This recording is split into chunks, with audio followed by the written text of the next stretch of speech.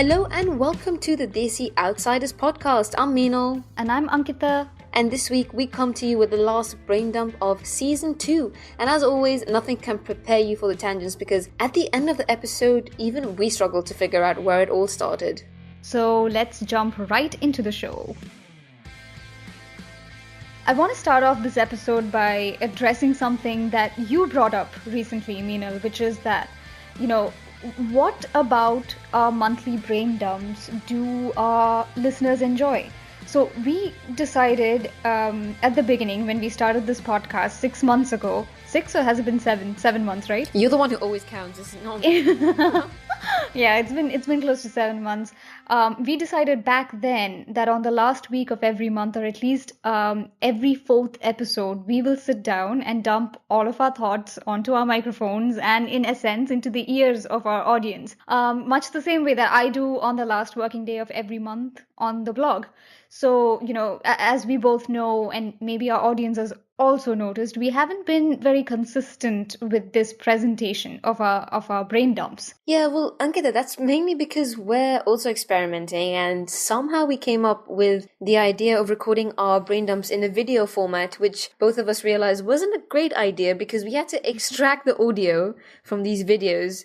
And it's very difficult to understand what's actually going on through the audio if you're not watching us as we speak. And when you're watching a video, you get to see our facial expressions, our gestures, and everything else that we're doing. So when you're listening to the audio, it means that you'll hear long pauses or just the random giggle here and there, mainly from me. I remember the first episode, the first brain dump, especially where it was a long video. It was like a 30-minute video.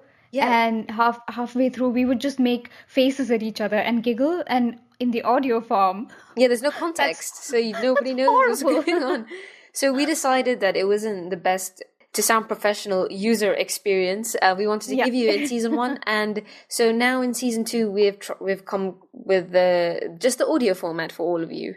Yeah, and in season 2 so far we've done 2 brain dumps, one in Feb and another one in March of this year. The February brain dump, if you remember, was where Meenal described all the gory scenes from delivery rooms that she's been in as a medical student. Yeah, and in March, see, this is what my good memory does. Yeah. I'm really scared of it. In March, we talked about, it was soon after your birthday, I remember, and we just talked about how humans tend to fixate on romantic relationships more than anything else in their lives. And no matter what's going wrong, they always want to come back and talk about romance. So both these episodes were received in very different ways by our listeners. And we've also been taking notes. We've also been sitting here with our little notepads, and we've been looking at these differences, be it via emails or messages that we receive from you guys, or from the number of times we see people go back and play these episodes. So we just wanted to ask our listeners, what do you think of our brain dumps? What do you like, dislike? I want to say what do you hate, but I'd rather just not know. But hopefully I want to know, but I hope there's nothing you hate. You can just send them to Ankita, don't send them to me. But hopefully you have things that you like and that you love, and we would like to know what they are because we want to bring more of it to you. Also, this is the last brain dump of this season. Can you believe it? Can you believe it, Meenal? I'm asking you. Can you believe it? Oh, my silence probably says it all. That I can't. I don't have emotions. There's no emotion coming out of me right now. It's not as if we have 10 seasons. We're just on season 2. But it's still a big deal to us that this is the last brain dump of the season. Okay, fine, to me. And I think that this might be the best time to introspect and look back on our patterns from season 1 and discuss with you guys what you want to hear from us. You are our audience, after all, and we would like to cater to you in the best way possible. So do leave a comment on social media, on Twitter, Instagram, or Facebook at The Desi Outsiders, or send us an email to mail@desioutsiders.com, because please, please, please help us make season 3 even better for you. Ankita, you just make everything sound so robotic, and I feel like I'm working in a factory line. It's how my brain works. I know, your brain works like you're writing a blog. Everything has to be systematic and everything has to be... So can we just not try and concentrate too much and just let the conversation flow like a brain dump is supposed to? Yeah, that's like, you mean like how we ended up in the delivery room back in February with all of your gory details? Actually, speaking of delivery rooms, Ankita, I almost dropped a newborn child today. No, What? Oh my I'm God. just kidding. I just wanted to give you a heart attack.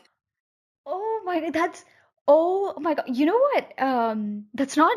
I shouldn't be laughing. Okay, okay. Here's the thing. This is why I got a heart attack because there was a time back in India when I was a student. I used to live in a hostel which was very close to a hospital. Okay, Hmm. and there were all these nurses who were training in the hospital and working in the hospital, and mostly these nurses used to live in the hostel with me. So the people I interacted with were these nurses, and they were always preparing for their IELTS exams. And because I was an English lit student, they would come up to me with their English doubts, and they would ask me if they could talk to me and practice speaking in English and all that. So it's in these like interactions that I would get to hear a lot of stories from their hospitals as well. And one of these nurses told me that at one point they were delivering a baby in in the labor room, and like the nurse who was responsible for holding, so I think towards the end, I'm not sure, you can correct me if I'm wrong, towards the end when the baby is almost like completely come out, in the end it just slips out and you have to hold the baby. So there's someone in charge who's like Hmm. there with a towel and is waiting to just hold the baby as it comes out. Yeah, you just have to catch it. You have to catch it sort of I'm just like a kidding. You don't football. catch a baby. Come on, Ankita. You don't I don't know. shoot That's the babies out like I like that's pew, the pew. I swear to God, because I'm so This is so illiterate fun. I'm about this. just like imagining babies literally shooting out of. Have you seen the movie Ace Ventura where he goes and presses the stomach and the baby shoots out Oh into my the god. father's life? Okay, fine. Anyway, No. that's the image I have in mind, right? Then that's the image I formed when this nurse was telling me the story that the baby was kind of like shooting out of the vagina or something, and someone was holding like there to hold the baby with a towel. But unfortunately, this nurse couldn't like hold the baby, and it slipped, and the baby fell on the floor. And the mother was obviously in a lot of pain, so she didn't know what was going on. And in India, it's not common for anyone else to be in the delivery room when the baby is born, like a Uh-huh. husband, or Yeah. no one saw but the doctor and the nurses, and the baby immediately died. And they, because the mother was in pain, she obviously was not seeing what was happening. They actually declared that as A stillborn? baby was a stillborn. Are you joking? That is something that was, which is why when you said you dropped a Oh my newborn, god, I I feel was so like, bad for making that joke now. yeah, I freaked out because I heard this, and I don't know, So like, obviously, so Ankita, when I was in India about 2, 3 years ago, yeah, I was in the surgery department and I was assisting some surgeons with an abdominal surgery.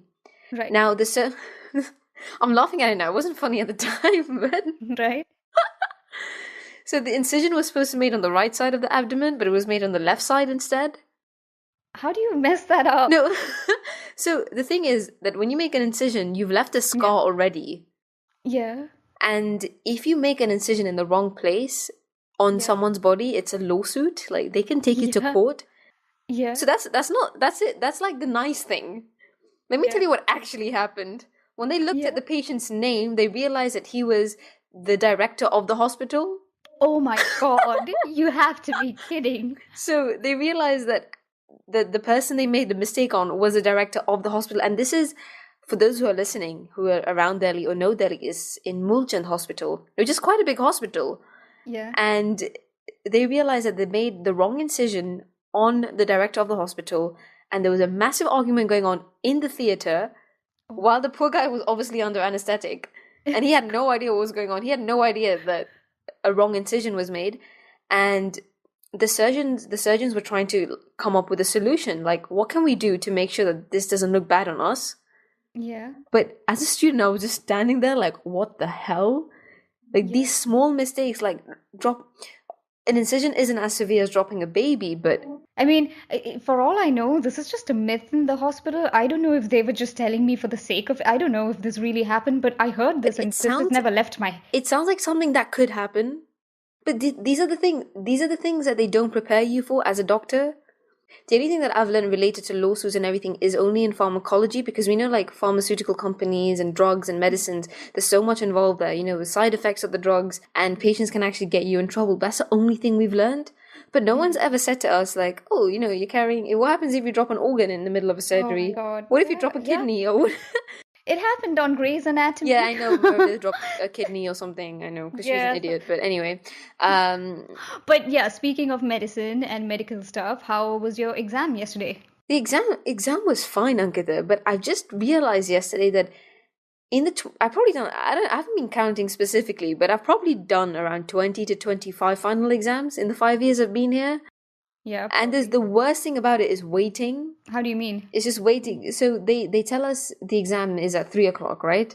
Yeah. So we go in at 3, and then again, our exams are a bit different because we pick our questions from like a box. Yeah. So before That's so weird. I'm still wrapping my head around. yeah, so before system you have.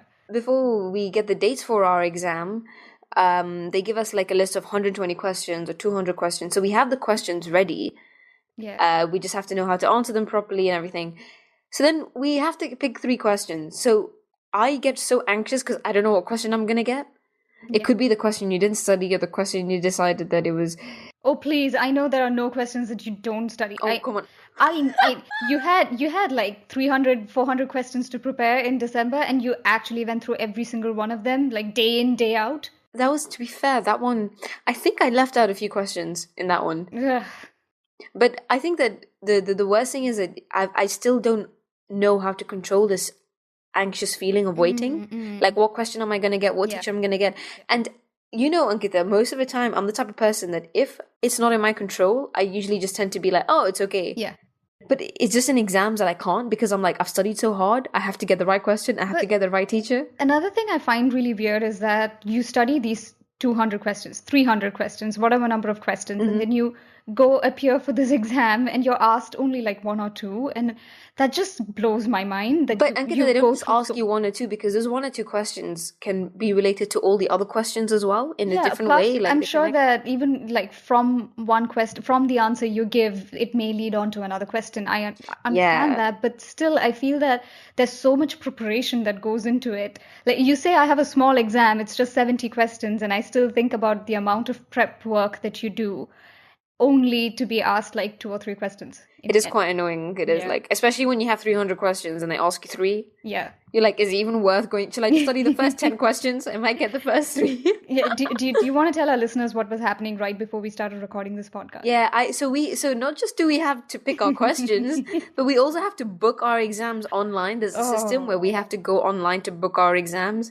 So if you don't get the date that you want, it means that either you have to wait for a later date, which means that you finish your exams later, or you get stuck with an earlier date, which also means you're screwed because it means that you have very little time to study. So I had to disappear because I almost had a heart attack because these times are so stressful for me.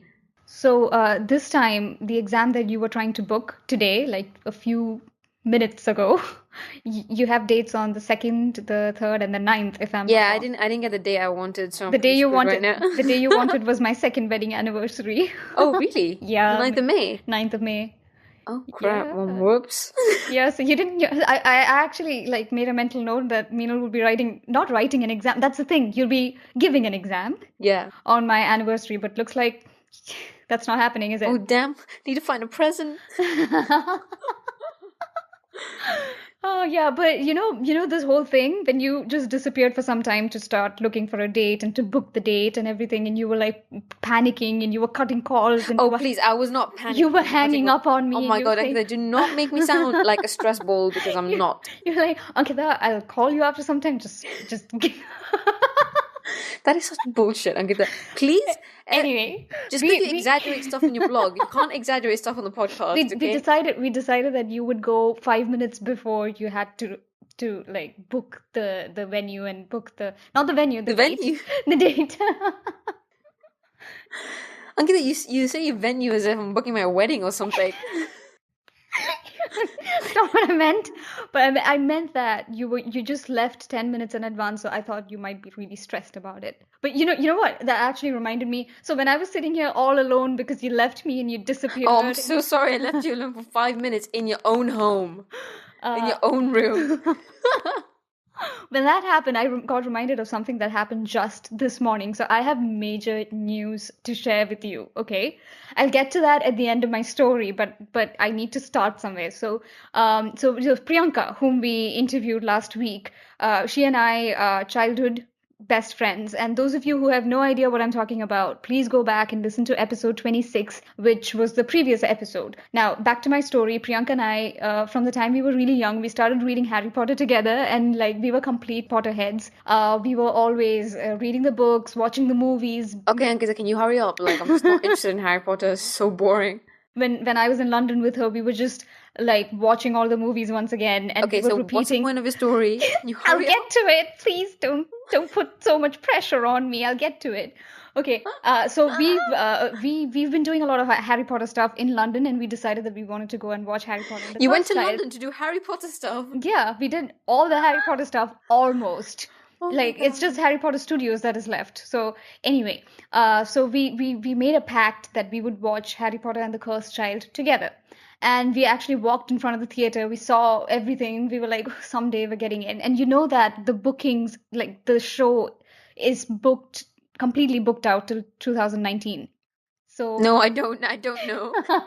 I was like, You're saying didn't as you if, know like, that? Like, didn't you know? Okay, it's like, how did you completely not know that? it's completely booked out till 2019. That's how like busy it is. It plays 3 days a week. Still, it's like completely booked out, and we're like, when are we going to watch this? And we were really stressed about it. But yesterday I saw that if we went online from 10:30 a.m. to 11 a.m. in the UK, we could actually like somehow manage to get into queue for a viewing in 2018. Okay, so Priyanka and I decided that we were going to do it in 2018. So we at 10:30 today morning, I was there, Priyanka was there, and she got the number she got in the queue was like 34,000, but the number I got was like 200. And then within minutes, I was on the actual page and I was booking a ticket, and I got the ticket. And I was like, oh my God. Okay, Ankita right now is sitting on a couch and she's so excited, and I'm just sitting here like, I'm talking about booking an Meena, exam for medical school, and Yeah. you're talking about booking a ticket for Harry Potter. Excuse me, this is not important. This was my story. You just walked in and bring Harry Meena, Potter. I got the tickets for Harry Potter and the Cursed Child for 2018 May. How cool am I? Not cool at all. Anyway, I wanted to. No, this was my announcement. I thought you would be happy for me that I got the tickets.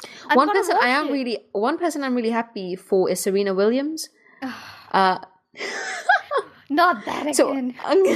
So Ankita, I've always had a dream that I want to mark my legacy. You just destroyed my story. Like you took my moment away from. I was so It's okay. happy You to can share always this just go. with you. You can just go on your blog and write about it. Okay, I think I'm gonna do that.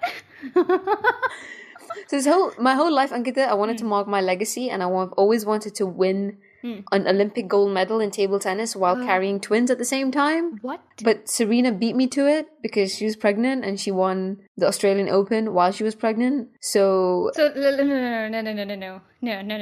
You want to be pregnant, and you want to be pregnant with twins, and you want to get be a table tennis champion, right and win a gold medal. Okay. But then Serena got to me first, so I was like, okay. Okay, just stole I'll try another record. Just stole my thunder. How dare she? No, I just remembered something you told me last week where you texted me out of the blue and said, Ankita, I had the best dream ever or something, and you dreamt that you and Serena Williams were playing table tennis, and I can't understand for the life of me why she was playing table tennis with you. Yeah, I have no idea either. And you beat her, or she beat... What happened in your dream? I beat her? You beat her. No, I'm just kidding. It didn't even happen in your I dream. can't even beat her in my dreams.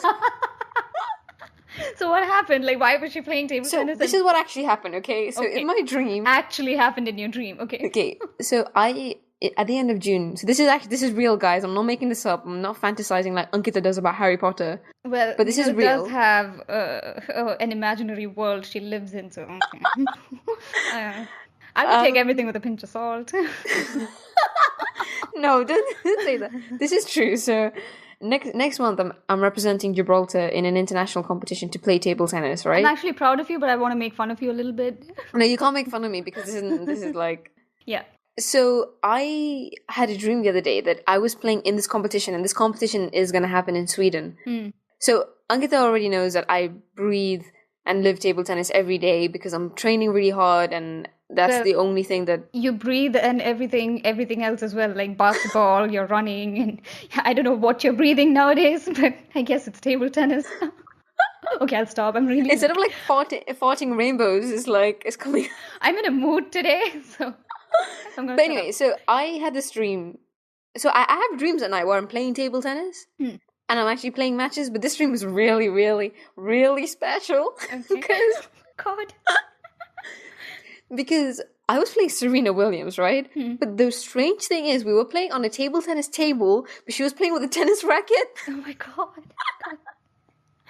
Is it like And tennis ball? What tennis No, ball? it was really strange because she was doing the same strokes she does in a tennis game. Those really exaggerated shots you do in tennis, which you don't do in table tennis, obviously. Oh. But so we're playing, right? Yeah. And for some reason, in my dream, Yeah. I'm playing Serena Williams in a table tennis final in Sweden. And this is the final. Now, in my dream, there was nobody in the stands. Because no one cared. No one cared. No one gave a crap. It was just me and her. So every time I won a point, like you want to look at the crowd or you want to do something. I had nobody to turn to, I remember. But anyway, so at the end of that dream, at the end of the match, sorry, when she won graciously, as she always does, she shook my hand and everything, and then I said, "Oh, Serena, can I interview you for Desi Outsiders?" Oh. I remember this. That's what I was saying. There's something really funny about that dream, and I can't remember that. You actually you lost a game to her, and then you said, "That's okay. Can I just interview? Can I just interview you?" But you're right, Ankita. I breathe everything, like table tennis, Desi Outsiders. That somehow, in my mind, I managed to combine both of them together in one situation. No, can I just also add, because our audience, they've never seen Meenul play table tennis, and I haven't watched her play live either. I've just seen some videos. And you know how you said that in table tennis you don't have these grand moves and these like over-exaggerated, what did you say? Like Shots. Over-exaggerated shots? Strokes. Or like Strokes, yeah. Yeah. You said that you don't have these dramatic shots and strokes in table tennis, but can I just point out that Meenal does all kinds of showing off when she's playing, because she's bloody good at it, right? She's bloody good at it. And I saw this video where she was against a guy and she was kicking his ass, okay? and you would start doing things like squat and get up. Okay. I was squatting, but like that was just to put the other player off. You were really making that other person so uncomfortable. I think he cried when he went home. Yeah, you have all these grand gestures, so I don't believe it for a second that you don't have that in table tennis, because I've seen you do it. You intimidate your opponent with all of those things. Yes, the only way I can win. But no, the point I was trying to make and just note how my story was much more interesting than Ankita's. But anyway. No, you can't take the Harry Potter thing away from me. If anyone's a Harry Potter fan and they're listening to this right now, they're going to be so happy for me, because we Harry Potter fans are never jealous when another person gets to watch the show. We're just happy. It's like a whole different world that I just don't understand. I don't understand Harry Potter, Lord of the Rings. Do you know Shane and I actually binge watched 12 hours of all the extended editions of Lord of the Rings in one weekend. We sat down and we didn't sleep. We just watched it. Wow, that's a hashtag relationship goals. Yeah.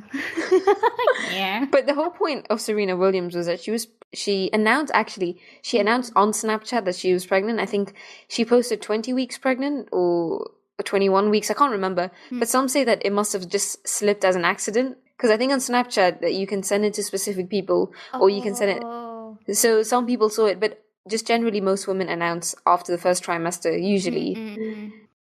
So she's pregnant, and her fiance is the co-founder of Reddit. Yeah. So they're like a super couple, like amazing, right? Now this Reddit guy, he's a white guy, and there's this Romanian coach who made some really snarky comments to Serena Williams and her unborn child, and he said I mean, it's not something that I think is really bad to say, but if you are someone who's a coach, like a coach for a country in tennis, and you're saying on a public platform, I don't think it's the right thing to do. Right. But I don't know his exact words, but he says something along the lines of, oh, you're going to give birth to like a white chocolate baby or a milk chocolate baby. And he said in a very condescending way as well. Serena, as the gracious queen of tennis that she is. She's Beyonce of tennis. The Beyonce of tennis. she responded with a very thought-provoking idea. Hmm. Maybe it wasn't supposed to be thought-provoking, but I just made it thought-provoking because I like to make things thought-provoking. Oh my But God, just get to the point. You said I was taking too long to get to the point. Can you just get yeah, to I'm the getting point? that. So, Okay. she wrote a comment on Twitter, and one of the lines was that no matter how much we say we've moved on as a society, there's still so much we have to get through. There's still so many things that we have to achieve as a society. And I think that was such an important message because generally we think we're so, and I know even in some countries in Europe and even in India, we think, oh, we're so modernized, we're so westernized, it's all okay. Yeah. But these subtle changes, like in mentality and stuff, that people don't realize that it actually has a big impact. Like, how can you speak about an unborn child? Well, I'm okay. I'm surprised it came from someone in who was like the tennis coach of Romania.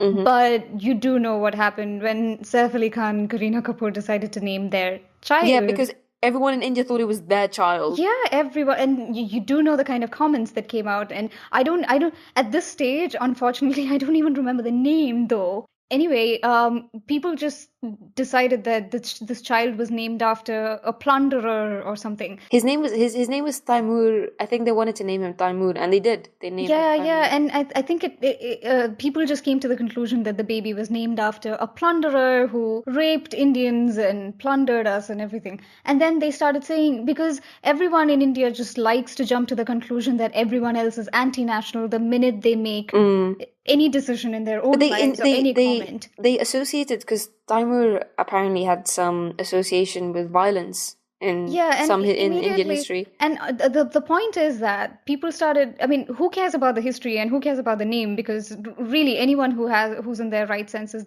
people don't But Ankita, really. can I ask you if Yeah. if someone named the child Hitler, I what would you do? would laugh because that would be funny. Like Like I just Adolf? Would you the minute you said if someone named their child Hitler, I imagined a baby with a little Hitler mustache. That's why I laughed. if you named your child Adolf, Yeah. oh, like, I still can't. I can't but get the image of a baby with like very well, sparse hair. And first I wouldn't name any child Adolf because it sounds like a name from like 200 years ago. But Taimur I think, is quite a common name to have, yeah. and people think that it was that they were giving birth to their own child. No, the thing is, you said that society has to come a long way. It's these little things. That's why I wanted to make this point that the comments that the couple received were that I hope this child dies of cancer, and I hope Kareena Kapoor also dies of cancer for bringing this terrorist into this world, is what they said. Can you imagine someone saying that about a newborn baby? How can anyone say, let this baby die of cancer because his parents decided to name him something, and let his mother die of cancer because she brought a terrorist into this? How? How can someone These are say the that? same. I'm very sorry to say this, but these are the same people who will go to the mandir the next day and pray Yeah, because they're good people because they pray in the mandir. because they pray, and then they will come back home and say that, oh, this cricketer's wife hasn't worn the right dress. Yeah. She's showing too much of a shoulder. Yeah. This person isn't naming that. Like, come on, man. Yeah. Figure out your own priorities first. Get a life. That's the Yeah. thing. Get a life. Stop saying. How can this venom come out of your body? How can you do this? I've made a comment before, and I've said that people have too much, and I said it because I said people in India have too much time on their hands, and I specifically said in India because I know people in the whole world, they will troll people. So trolling people and not minding your business is a very universal thing. It's a You very find it human everywhere. thing. Find it everywhere in the world, but Yeah. I think like it's only in India you find these ridiculous things where someone.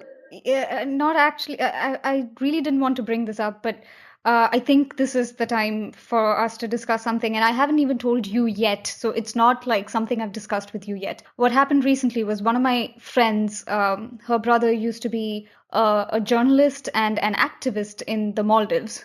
And he used to write satirical and sarcastic political rants on his blog, and he used to call his blog it was called the Daily Pain, and he used to call his blog the actual newspaper of Maldives because there was a lot of restriction on free speech in the islands of the Maldives. Okay. And the government, that there's obviously every government has its flaws, but he used to criticize his own government very openly. And turns out that he used to receive a lot of death threats from religious extremists and people who didn't like the fact that he was so open about with his opinions. Which And religion, can I ask, which religion do they mainly Muslim. follow? They No, were okay. they were Islam, because most people in the Maldives are Muslim. So they there was a lot of religious fanatic, crap going on, and he would receive death threats from these people openly, and he would actually report these cases to the police. He would actually put it on Twitter saying that this certain party, this certain person has threatened to kill me. And on Sunday morning, they found him on the staircase of his apartment with stab wounds on his neck and his chest, and he succumbed to those wounds and he passed away because of. And this is what, yeah. So you think that people have come a long way or whatever, but religious fanaticism and so many other factors still exist, and they still seem to be affecting so many aspects of your everyday lives. It was his freedom of speech, and he was murdered for it, like brutally murdered for it. And I just found out about it. I didn't even know he was a blogger and an activist till I saw this. Ankita, the other day I found a meme on the internet, and it was a meme. You know how we find memes on the internet like associated to medieval times? Yeah. Where you have those medieval photos of whether it was Jesus Christ or Mary. We and there's created a Desi Outsiders one. Yeah, exactly. Yeah. Yeah. So this usually they seem to go down okay. I mean, I've never seen anyone cause a riot about any of these things. Yeah. But then once you put a meme up Yeah. of a photo from the Vedas or from Indian history, everyone seems to have a bloody problem about it. Yeah. Like, I remember there was one photo and people got offended by it. I was like, do you even know who these people in the photo even are? Yeah. Like, you don't even know the story behind it. You don't know who these people are. You're just offended Yeah. because it's from ancient times. It's the exact same thing that we were discussing the other day during the winter when the prominent director and filmmaker in India, Sanjay Leela Bansali, was attacked at the sets of his movie Padmavati, which was based on the character of Rani Padmini. And a lot of people came out and they destroyed his sets, they destroyed his equipment, they hit him. The director, this old respected person, was actually slapped and beaten up. And people took to Twitter and to social media and we actually read an article written by a girl who kept calling the Rani Padmavati. And I wanted to like shake her and tell her, listen, if you got your history lessons right, you would know that her name was not Padmavati, her name was Padmini. You don't even. Yeah, she didn't even get. Oh my God. Yeah, she's fighting this battle, right? And she's saying that where are all the Hindus? Where are all the Hindus to support me? And there were many people supporting her. And I was like, can you please get at least the least you could get before publishing this was, get your facts straight, get the name right. Speaking of writing and reading, Ankita, I just read today that Chetan Bhagat was accused of plagiarism. What? I didn't read that. I thought when you said Chetan Bhagat, I thought you were going to say his book 5 Point Someone is now a part of the Delhi University literature. Really? Yeah. He's been accused of plagiarism. I haven't read the full story. I've just read the headlines today. But his latest book has been accused of plagiarism by a lady who had sent her book to him in 2011 or 2012 just for proofreading.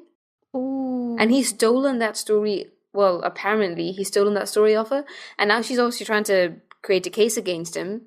And now people are trying to say, "Oh, you just want money," and she's saying, "No, I don't want money. I just want to bring to light that he plagiarized my work." Yeah.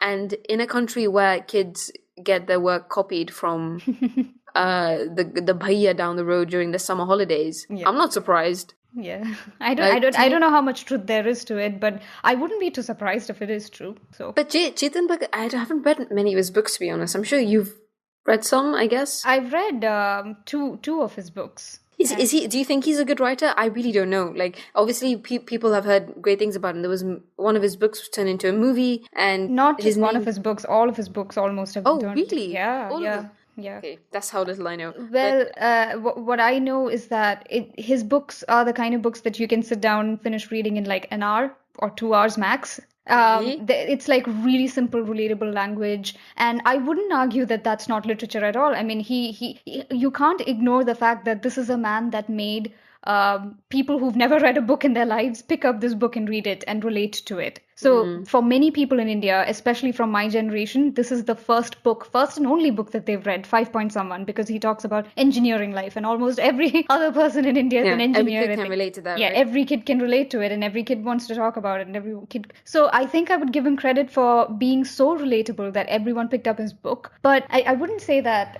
this is a book that it was so original and so different that there's nothing that can be compared to it.